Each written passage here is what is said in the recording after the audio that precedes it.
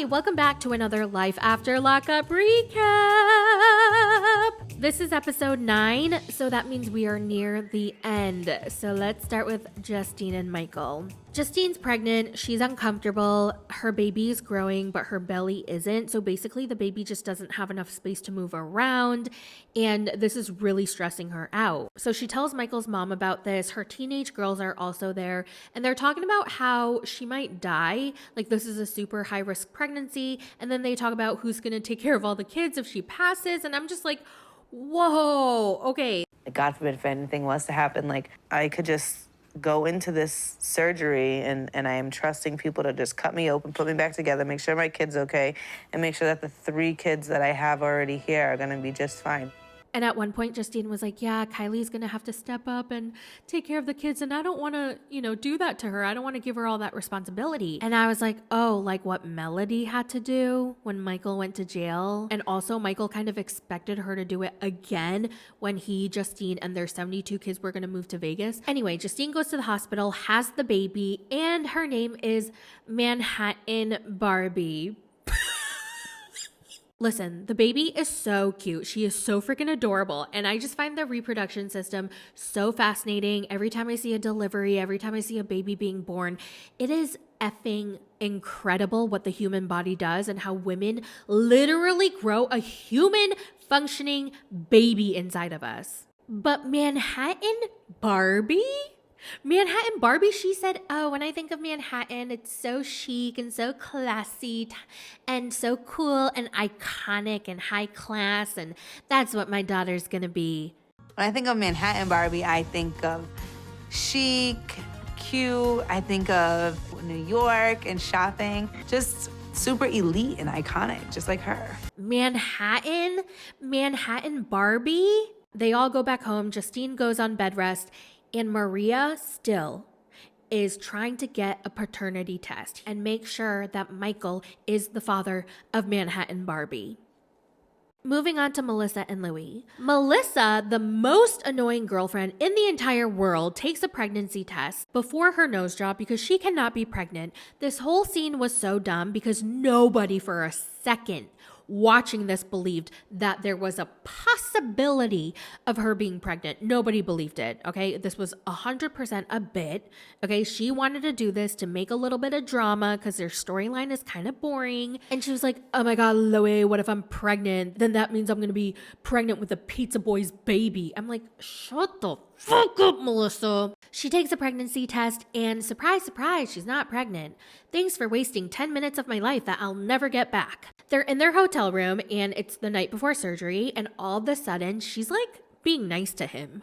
She's like, Louie, I appreciate for everything you've done for me. You're supporting me in my rhinoplasty journey. And I apologize for being so hard on you about your job. I didn't know it was going to be so hard. Okay, wow. What the hell did Melissa eat or drink this morning that got her to be so nice to him? I was like, finally she's going to be a nice, normal girlfriend to him because he's a good, hardworking guy with good intentions.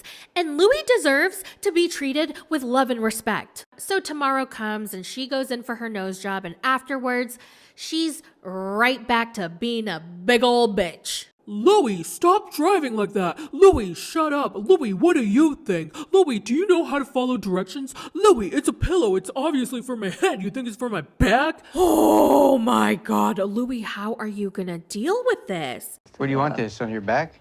It's for my head. Oh, wow. This is going to be fun. Well, it's like, Louie, you said like, yes, that's for my back. Oh. What else do you need? Do you need anything else? No. Water? No. Do you want me to make you something? No. I could take better care of myself at this point. I mean, he's doing nothing but aggravate me. Oh, if I were him, I would have just wanted to grab that pillow and just gently, lightly. I'm not going to say it. Okay, moving on. We have Taylor and Chance. Hey guys, it's me, Taylor. So I'm going to tell you guys what happened between me and Chance. So Chance was talking a lot of crap, and after he yelled at me, he was trying to apologize, and he came to me all sad and said that he really did love me and he was trying to build a life with me. And you were the best woman I had that kept me in line. There was a lot of times when I probably would have up if it wasn't for you. And I just want you to know that I recognize that. And I told him, Chance, I think I loved you more than you loved me. And he said yes, he agreed. But I do and did love you from the beginning. Well, I feel like the whole time I loved you more than you loved me. You probably did. He also wanted a hug from me and said this might be the last time I see him. And I'm sorry, I didn't want to give him a hug.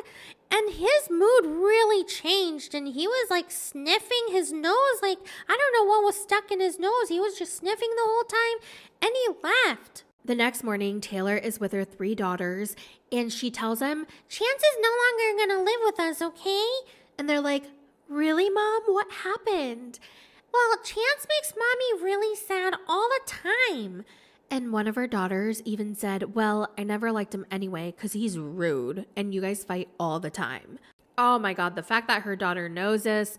And then the other daughter goes, Mommy, are we going to see him again? And she goes, yeah, he'll come and visit. Well, you never saw your other boyfriends after you broke up with them. With Chance, it's different because I had a baby with him, so he has to come once in a while to see him. Oh, yeah, Mom, we know that he's a cheater. Oh my God, Franklin, how'd you know that he cheated on me with another man? Huh? Mommy, I'm talking about the time we played that card game and he cheated. Oh, yeah. Oops. Taylor, oh God. All of a sudden, honk honk, there's a car honking and they turn around and it's Chance in a frickin' Escalade. They see me rolling, they hating, patrolling and trying to catch me right. He says he bought the car to show Taylor that he really cares about her and this is what he can provide. And hopefully this will show her how much he cares about her and the kids. Taylor's like, Chance, why are you here? I just told them that we broke up. And he's like, well, I'm not leaving them. Well, I can't trust you anymore no matter hard I try. Taylor, okay, what if I tell you everything you ever want to know? I will be completely honest. I will put everything out. And if I do that, will you give me another chance? Chance? You want me to chance you another chance? Well, not here, okay? Later. We'll meet up later. Why do you have to meet up later, Taylor? But she does say in her confessional that she doesn't trust him and he's probably gonna lie and she's tired of looking like a fool. Well, it's about time because you've been looking like a fool forever, okay? Since the very first moment you stepped on this show, you looked like a damn fool. He's so hot. I know he's a felon and he just came out of jail and I don't know him at all, but I'm gonna move him with my 3 daughters. In Chance's confessional, he blames Taylor for her heart being broken. Like it was her fault that he cheated. She made the broken heart for herself. All right, you guys, we have Lindsey and Blaine and their epic breakup. So Lindsey's at the bridal shop. This is after she found out that Blaine has been talking all this crap about her to all of her family members. And she's done. She's tried and it's not getting any better and she's done with Blaine. So she calls her PO. And she tells him that Blaine has a medical marijuana card. And the PO's like, oh, absolutely not. You cannot live together. Like, you can't. You guys need to separate right now. And so she's like, okay. So she drives on home so she can tell Blaine. So she's home waiting for him. And she hears, lions. What is that, Blaine? Oh, I bought a 4-wheeler. It was nothing but $800. So you bought a toy. Well, maybe I did buy a toy for me and my son. And then Lindsey goes off. She's like, I've been trying to buy a wedding dress. I went dress shopping today because I'm trying to plan for our future. You bought an $800 toy, but you can't afford to get me a ring. You know what I also got? You a $200 necklace. And then he short circuits for like 5 seconds and he goes,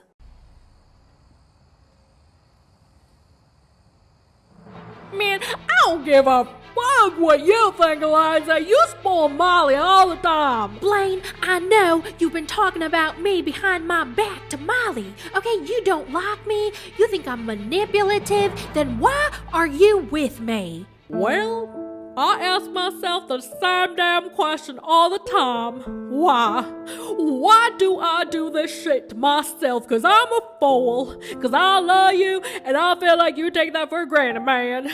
Cause I didn't set my foot down a long time ago, so you talk to me however you want. I won't fight with you, Lindsay. Well, Blaine, you've damaged us. I can't get over this. Oh, and by the way, you can't live here anymore. I told my PO about your medical marijuana. What? Why would you tell him that? You know I have to tell my PO everything, Blaine. But I'm depressed. What am I supposed to do, Lindsay? I don't know, Blaine. You can do whatever you want, wherever you want, but you can't do it here because you ain't living here no more. You strung me along this whole time, Lindsay. You don't love me. And they yell at each other more and more, and they go back and forth. And then she finally says, "What have I ever done to you that was so bad?" And he looks at her. Okay, with this face that everybody's talking about. You know, like he smelled some stinky booty up close. And he goes, "You running off with a married man!" What? What? Come again? Excuse me? Pardon? What? Was Lindsay working on her backup plan? Was she already planning her next steps after she dumped Blaine? I need to know. I don't follow up with all the tea and the gossip, so if anybody knows, let me know in the comments of what's going on with Lindsay and Blaine, because it almost seemed like really bad acting, but then I feel like Blaine would not be able to act that. Like, I felt like Blaine was being genuine, but Lindsay had planned this. I don't know. Something is just like not adding up, but yeah, let me know in the comments. I know there's a lot of tea, there's a lot of gossip. I try to watch according to Amber's videos because she does come out with all the Love After Lockup tea, but you know, I can only do so much because I got so many shows I need to freaking watch and recap for you guys. I love you guys so much. Yeah, so let me know if there's any tea that you know of, and I cannot wait for the next episode. And I will talk to you guys in the next recap. Bye!